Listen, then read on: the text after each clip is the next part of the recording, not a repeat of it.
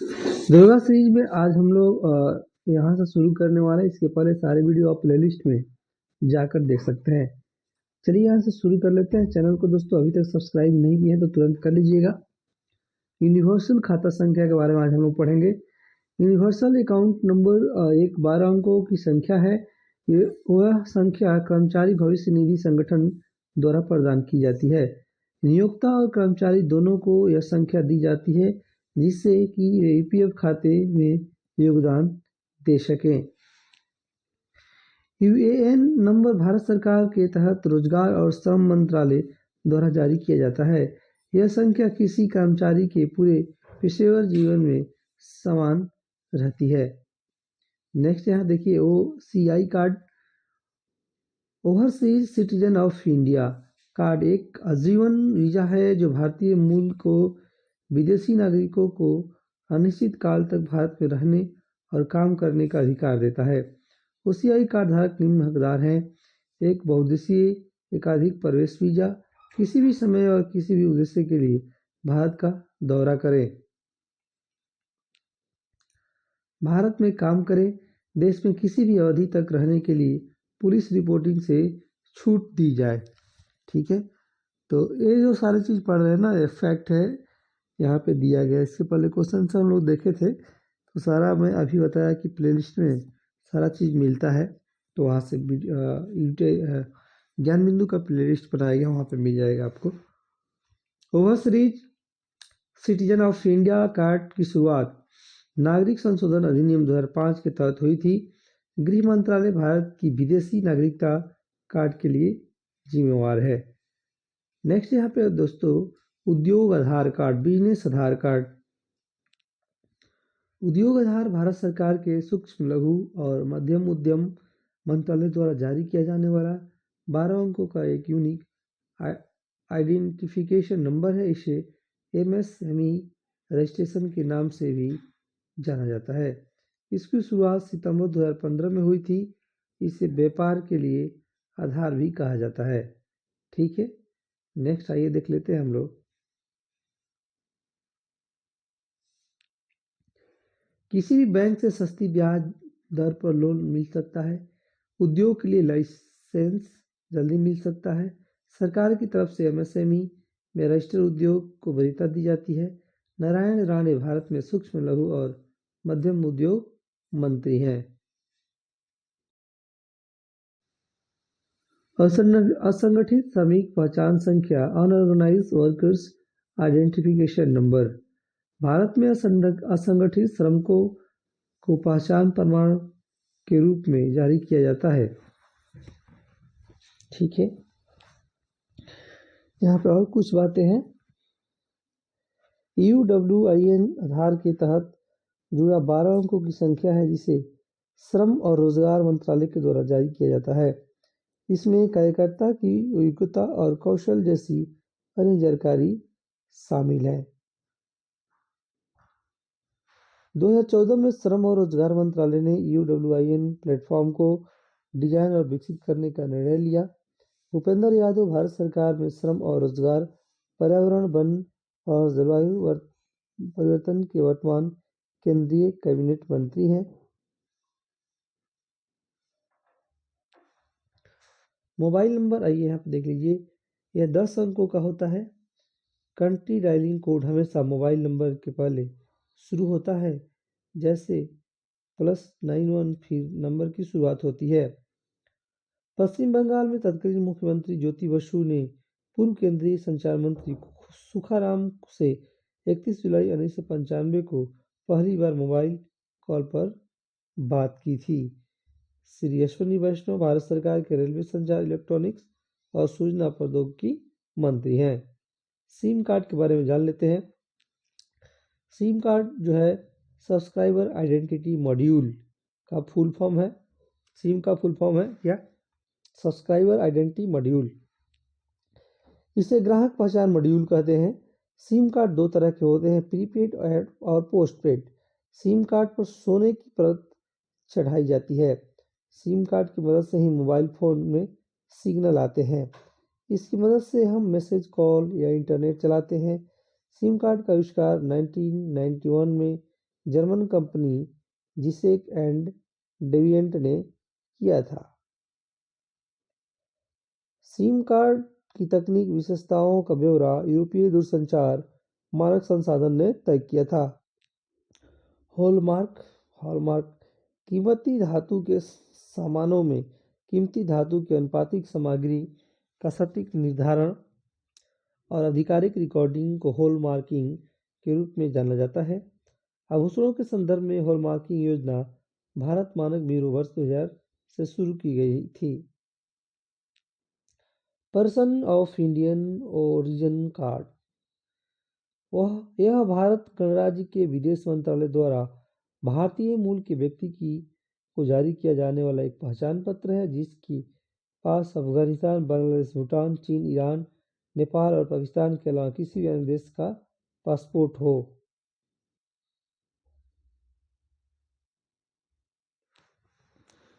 PIO card योजना 1999 में शुरू की गई थी, जिसे 2002 में संशोधित किया गया था। पीआईओ कार्ड की वैधता आजीवन कर दी गई। पीआईओ कार्ड धारक को विशेषाधिकारों का एक सेट प्रदान करता है। गैर नागरिकों या राज्यविहीन लोगों के लिए पहचान प्रमाण पत्र के बारे में पढ़ लेते हैं। भारत सरकार ने विदेश मंत्रालय के पासपोर्ट सेवा, काउंसुलर पासपोर्ट और वीजा डिवीजन द्वारा जारी किया गया एक यात्रा दस्तावेज है। यह धारकों को अंतर्राष्ट्रीय स्तर पर यात्रा करने में सक्षम बनाता है और पासपोर्ट अधिनियम 1967 के अनुसार पहचान प्रमाण के रूप में कार्य करता है। भारत यह सुनहरे रंग की छपाई के साथ एक पीला कवर होता है। भारत का प्रतीक सामने के आवरण के माध्यम में अलंकृत है। पहचान प्रमाण पत्र शब्द प्रतीक के ऊपर है, जबकि भारत रिपब्लिक और रिपब्लिक ऑफ इंडिया शब्द प्रतीक के नीचे अंकित है। यह ज्यादातर तिब्बत शरणार्थियों के साथ साथ अन्य राज्यविहीन लोगों को जारी किया जाता है। जन्म और मृत्यु रजिस्ट्री। जन्म और मृत्यु पंजीकरण अधिनियम 1961 में कहा गया है कि जन्म और मृत्यु का पंजीकरण करना राज्यों नागरिक पालिका का जिम्मेदारी है। राज्य सरकारों ने जन्म और मृत्यु पंजीकरण और रिकॉर्ड रखने के लिए सुविधाएं स्थापित की है। जन्म और मृत्यु पंजीकरण अधिनियम 1 अक्टूबर 2023 से प्रभावी हुआ है। विधेयक में राज्यों को भारत की रजिस्टर जनरल के साथ डेटा साझा करने का भी आवश्यकता है, जो केंद्रीय गृह मंत्रालय का हिस्सा है। जन्म और मृत्यु का पंजीकरण समवर्ती सूची के अंतर्गत आता है।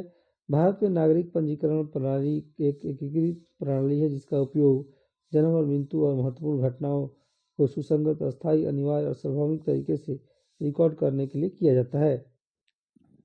शस्त्र लाइसेंस।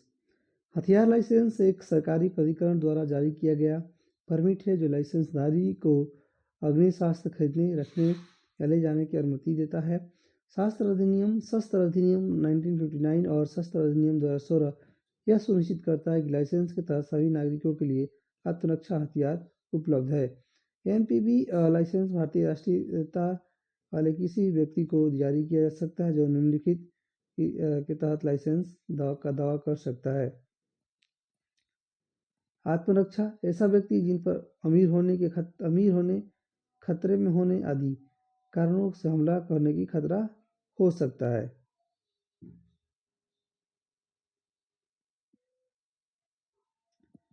शस्त्र लाइसेंस के लिए जरूर शर्तें। आवेदक की उम्र कम से कम 21 साल होनी चाहिए। वो भारत का नागरिक हो, उस पर कोई गंभीर आपराधिक मामला दर्ज नहीं होना चाहिए और शारीरिक और मानसिक रूप से स्वस्थ हो। एक नियम के अनुसार एक व्यक्ति अपने पास अधिकतम 2 बंदूक रख सकता है। ठीक है। लाइसेंस की वैधता को वर्तमान 3 वर्ष से बढ़ाकर 5 वर्ष कर दिया गया है। भारतीय शस्त्र अधिनियम 2 लाइसेंस की अनुमति देता है। एनपीवी गैर निषेध बोर्ड और पीबी निषेध बोर्ड भारत में हथियार लाइसेंस के लिए गृह मंत्रालय जिम्मेदार है। यहाँ देखिए नेक्स्ट आपका स्वतंत्रता सेनानी पहचान पत्र उन लोगों को दिया जाता है जो स्वतंत्रता सेनानी के बेटे, बेटी, पोते, पोती या नाती, नातिन है। यह प्रमाण पत्र उन तथ्यों को सत्यापन के आधार पर दिया जाता है ये आवेदक उस व्यक्ति का बेटा बेटी पोता पोती जो राज्य सरकार के संबंधित डेटाबेस में स्वतंत्रता सेनानी के रूप में सूचीबद्ध हैं। यह वह व्यक्ति सरकार द्वारा अधिसूचित है। स्वतंत्रता सेनानी पहचान पत्र गृह मंत्रालय के अंतर्गत जारी किया जाता है। अनुसूचित जाति जनजाति प्रमाण पत्र। अनुसूचित जाति जनजाति प्रमाण पत्र एससी सर्टिफिकेट उन भारतीय लोगों को जारी किया जाता है जो अनुसूचित जाति जनजाति समूह के हैं। यह प्रमाण पत्र विभिन्न सरकारी संस्थानों योजनाओं के लाभ सरकार द्वारा आरक्षण प्राप्त करने के लिए किया जाता है। अनुसूचित जाति अनुसूचित जनजाति प्रमाण पत्र को कम्प्यूटरीकृत सर्टिफिकेट या समुदाय प्रमाण पत्र भी कहा जाता है। भारत के ज़्यादातर राज्यों में जाति जनजाति प्रमाण पत्र की वैधता आमतौर पर 3 साल की होती है। कुछ विशेष परिस्थितियों में कुछ राज्यों में अनुसूचित जाति जनजाति प्रमाण पत्र की अवधि 6 महीने 1 साल भी हो सकती है।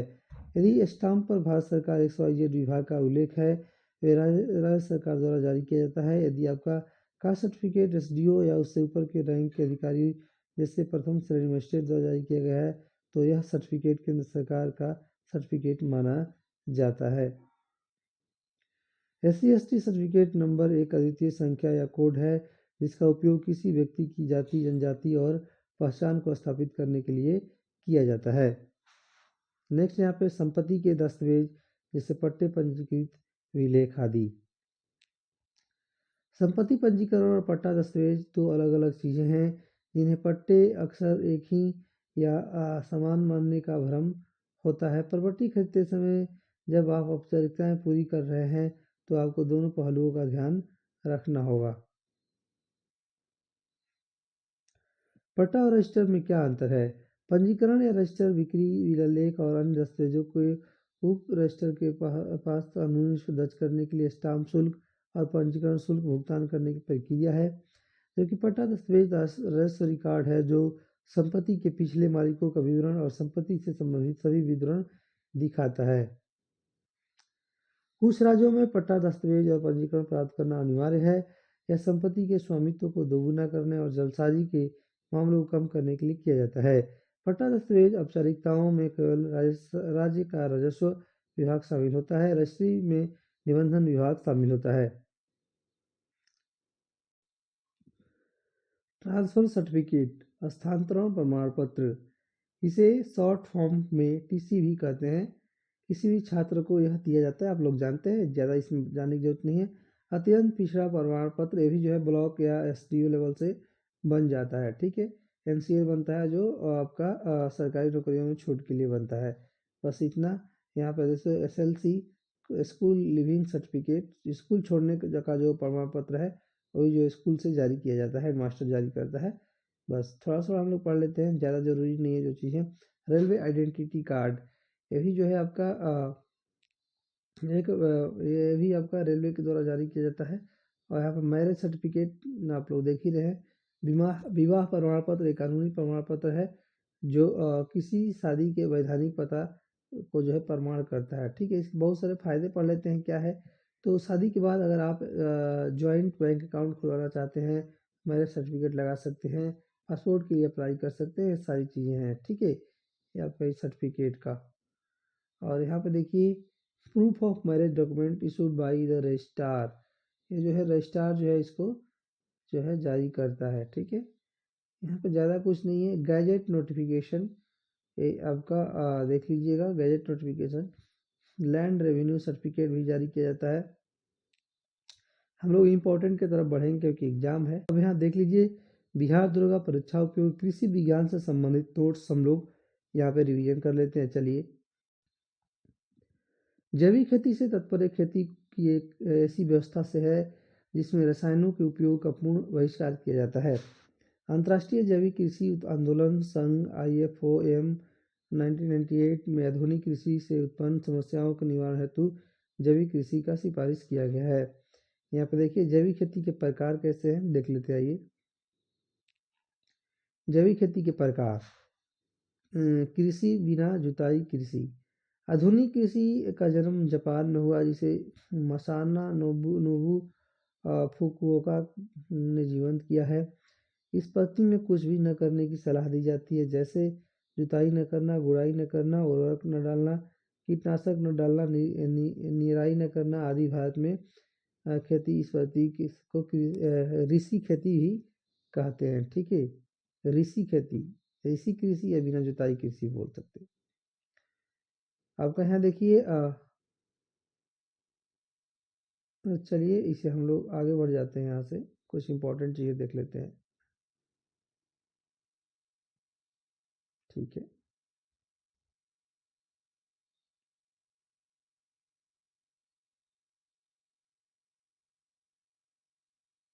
चलिए यहाँ से देख लेते हैं फसल के प्रकार जो एग्जाम में पूछे जाते हैं। फसलों का वर्गीकरण, जैसे खरीफ, खरीफ फसलें जून जुलाई में बोई जाती है और अक्टूबर नवंबर में कटाई की जाती है। ठीक है, जैसे धान, मक्का, ज्वार, बाजरा, मूंगफली, कपास आदि। रबी फसलें अक्टूबर नवंबर में बोई जाती है और मार्च अप्रैल में काटी जाती है। गेहूँ, जौ, चना, मटर, मसूर, सरसों, आलू आदि। याद रखिएगा। जायद फसलें क्या होती हैं?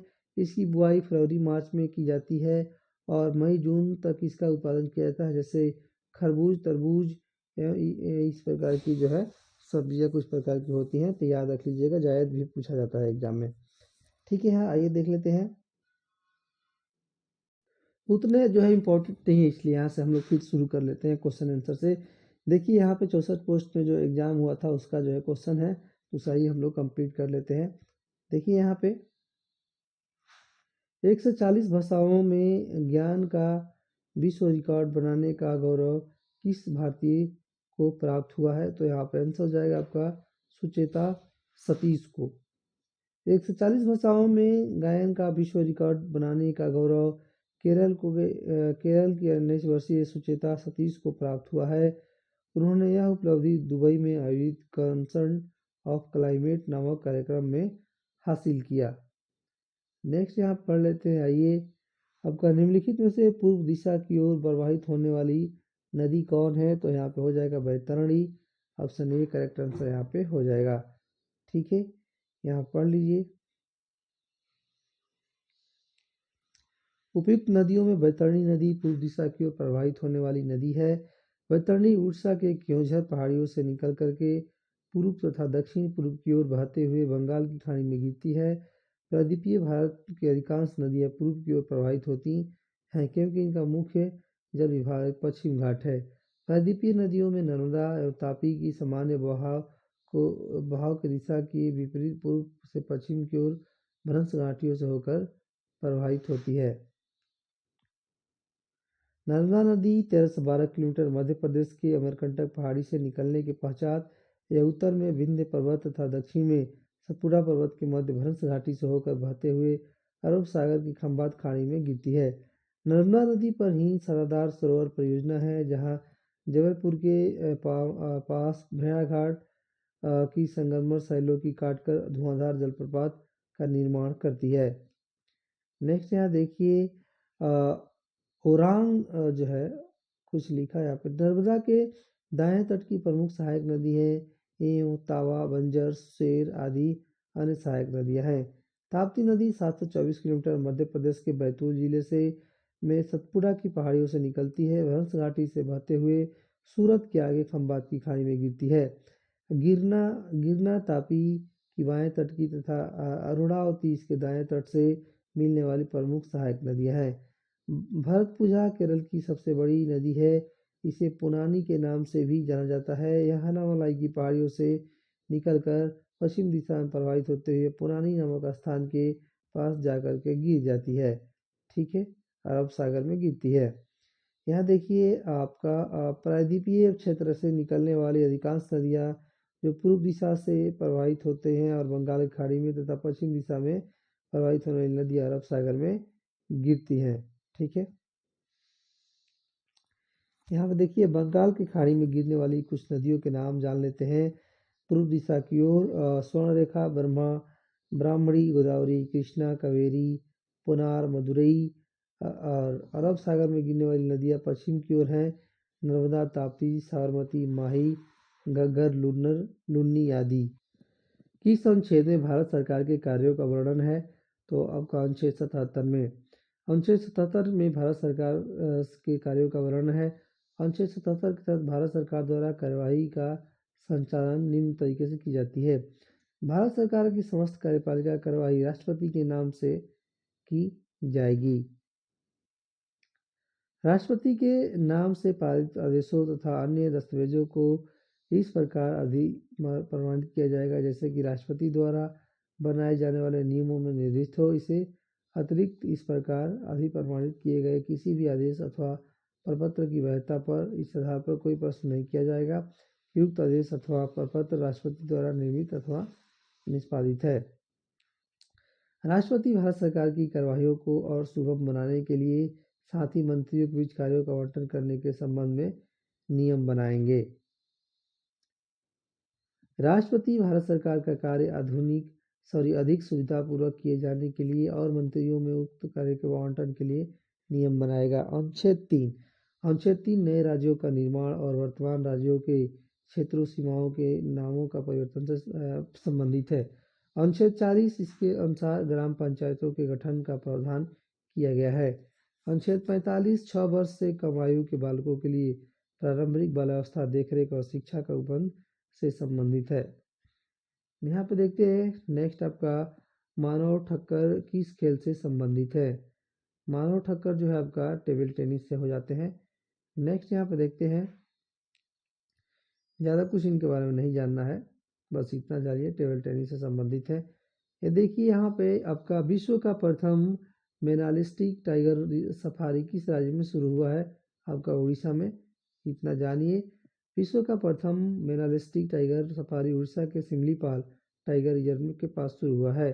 सिमलीपाल के रॉयल बंगाल टाइगर्स का संबंध एक विशेष वन से है जिनमें मेलानिन की अत्यधिक मात्रा होती है जिसके कारण उनके त्वचा एवं बालों का रंग काला हो जाता है। वर्तमान में भारत में कुल 55 टाइगर रिजर्व हैं जिनमें कुछ निम्नलिखित हैं। आइए देख लेते हैं। जिम कॉर्बेट टाइगर रिजर्व जो है प्रथम टाइगर रिजर्व है जो कि कहाँ है, उत्तराखंड में है। और Similipal tiger reserve Orissa, Satkosia tiger reserve Orissa, Kanha tiger reserve Madhya Pradesh, Pench tiger reserve Madhya Pradesh, Bandhavgarh tiger reserve Madhya Pradesh, Panna tiger reserve Madhya Pradesh, Satpura tiger reserve Madhya Pradesh. ठीक है, यहाँ पे आइए कुछ और देख लेते हैं। Sanjay Dubri tiger reserve Madhya Pradesh, Ranthambore tiger reserve Rajasthan, Sariska tiger reserve Rajasthan, Mukundra hills tiger reserve Rajasthan, Ramgarh Vishdhari tiger reserve Rajasthan, Rajaji tiger reserve Uttarakhand, Ranipur tiger reserve Uttar Pradesh, Rani Durgavati tiger reserve Madhya Pradesh और धौलपुर करौली टाइगर रिजर्व राजस्थान। ऐसे हो जाता है। अन्य जो है कुछ उपयोगी तथ्य यहाँ पे दिए गए हैं, आइए पढ़ लेते हैं। राजस्थान के निवासी कैलाश संखला के नेतृत्व में प्रथम बार इंदिरा गांधी ने प्रोजेक्ट टाइगर 1973 नामक कार्यक्रम को प्रारंभ किया। कैलाश संखला को tiger man of the India कहा जाता है। भारत का प्रथम सफेद बाघ सफारी सतना के मुकुंदपुर में बनाया गया है। क्षेत्रफल की दृष्टि से भारत का सबसे बड़ा टाइगर रिजर्व नागार्जुन सागर श्रीशैलम है जो कि आंध्र प्रदेश में है। राष्ट्रीय बाघ संरक्षण प्राधिकरण का गठन 4 सितंबर 2006 को किया गया। 6 जून 2007 को बाघ एवं अन्य संकटपान प्रजाति अपराध नियंत्रण ब्यूरो का गठन किया गया है। 16 सितंबर को कौन सा दिवस मनाया जाता है, तो 16 सितंबर को आइए दिखा देते हैं कौन सा दिवस मनाया जाता है। बी आपको यहाँ पे आंसर दे रहा है, यानी विश्व ओजोन संरक्षण दिवस मनाया जाता है। 16 सितंबर को विश्व ओजोन संरक्षण दिवस मनाया जाता है। इसके बारे में पढ़ लेते हैं। तो देखिए यहाँ पे दिया गया इसके बारे में, प्रतिवर्ष 16 सितंबर को पूरे विश्व में ओजोन संरक्षण दिवस मनाया जाता है। ओजोन संरक्षण प्रक्रिया को रोकने के लिए सर्वप्रथम जो है राष्ट्रीय पर्यावरण कार्यक्रम यूएनईपी के तत्वाधान में 1985 में ऑस्ट्रिया की राजधानी वीना में सम्मेलन संपन्न हुआ था। फिर से आपका मॉन्ट्रियल समझौता हुआ था, ये भी याद रखिएगा। मॉन्ट्रियल समझौता 3 ग्रीन हाउस गैसों की मात्रा कम करने तथा ओजोन क्षरण को रोकने के उद्देश्य से 1987 में मॉन्ट्रियल कनाडा में एक अंतर्राष्ट्रीय समझौता हुआ था जिसे मॉन्ट्रियल 16 सितंबर को हुआ था और 18 सितंबर को ओजोन दिवस मनाया जाता है। मॉन्ट्रियल समझौता 1 जनवरी 1989 को लागू हो गया था और 1980 में ब्रिटिश वैज्ञानिकों ने सर्वप्रथम अंटार्कटिका में ओजोन परत के क्षय होने का पता लगाया था। क्योटो प्रोटोकॉल संयुक्त राष्ट्र की पहली ग्लोबल वार्मिंग और जलवायु परिवर्तन की चुनौती को निपटने के लिए 1992 में United nation framework convention on climate change अस्तित्व में आया। यूनाइटेड नेशन का ये वाला जो है INFCCC के प्रयास से जापान के क्योटो शहर में 11 दिसंबर 1997 को क्योटो प्रोटोकॉल स्वीकार किया गया और यह 16 फरवरी को 2005 में प्रभावी हुआ। इसका उद्देश्य ऐसी हर मानवीय गतिविधियों पर रोक लगाना है जिससे पर्यावरण का नुकसान होता है। यहाँ पर कुछ देख लेते हैं, आइए महत्वपूर्ण फैक्ट दिए गए हैं। जो है आपका विश्व वन्य दिवस 3 मार्च, विश्व खाद्य दिवस 16 अक्टूबर, विश्व एलर्जी जागरूकता दिवस 16 अक्टूबर, विश्व बंधुत्व एवं क्षमा याचना दिवस 14 सितंबर और विश्व पर्यावरण दिवस 5 जून को मनाया जाता है। नेक्स्ट यहाँ देखिए, भारतीय संविधान में सहकारी समिति का वर्णन किस संक्षेप में किया गया है, तो आपका यह 43बी में किया गया है। भारतीय संविधान में सहकारी समिति का वर्णन किस संक्षेप में किया गया है, 43बी में जो है किया गया। ऑप्शन बी करेक्ट आंसर आपका हो जाएगा। भारतीय संविधान में सहकारी समिति का वर्णन अनुच्छेद 43बी में किया गया है। 97वां संविधान संशोधन अधिनियम 2011 के द्वारा संविधान में एक नया भाग 9B जोड़ा गया है जिसका नाम सहकारी समितियों नीति निषेध तत्वों भाग 4 के अंतर्गत अनुच्छेद 43 ख में जोड़ा गया, जो राज्य में को सहकारी समितियों की स्वैच्छिक गठन, प्रचलन, लोकतांत्रिक नियंत्रण, व्यवसायिक प्रबंधन का उल्लेख करता है। ठीक है, अब देखिए अनुच्छेद 43 का उद्योग के प्रबंधन में मजदूरों की भागीदारी के लिए उपयुक्त विधान बनाता है, जो 42वां संविधान संशोधन अधिनियम 1976 द्वारा राज्य के नीति निषेध तत्वों के अनुसार ग्रामीण क्षेत्रों में कुटीर उद्योग, व्यक्तिगत या सहकारी के आधार पर कुटीर उद्योग की प्रोत्साहन किया गया है। अनुच्छेद 48 से देखिए यहाँ पे राज्य देश के पर्यावरण के संरक्षण तथा ये सब देख लीजिएगा। ठीक है, वनों के रक्षा के लिए 48 से होता है। नेक्स्ट यहाँ पे देख लेते हैं, आइए क्वेश्चन यहाँ पे देख लीजिए। आकाश में सबसे निचले स्तर का बादल कौन है, तो आपका हो जाएगा यहाँ पे स्तरी मेघ। ठीक है, स्तरी मेघ यहाँ पे आपका हो जाएगा। नेक्स्ट क्वेश्चन यहाँ पे आइए देख लेते हैं हम लोग।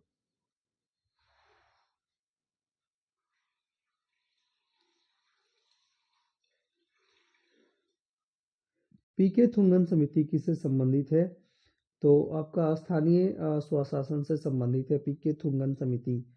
ठीक है, यहाँ पे देखिए पीके थुंगन समिति का संबंध स्थानीय शासन से है। 1988 में संसद की सलाहकार समिति को एक उप समिति पीके थुंगन की अध्यक्षता में राजनीतिक और प्रशासनिक ढांचे की जांच करने का उद्देश्य से गठित की गई। इस समिति ने पंचायती राज व्यवस्था को मजबूत करने के लिए सुझाव दिया। इस समिति के निम्न अनुशंसाएं थी। इससे क्या थी, तो पंचायती राज संस्थाओं को वैधानिक मान्यता प्राप्त होना चाहिए। गांव, प्रखंड तथा जिला स्तरों पर त्रिस्तरीय पंचायती राज होनी चाहिए।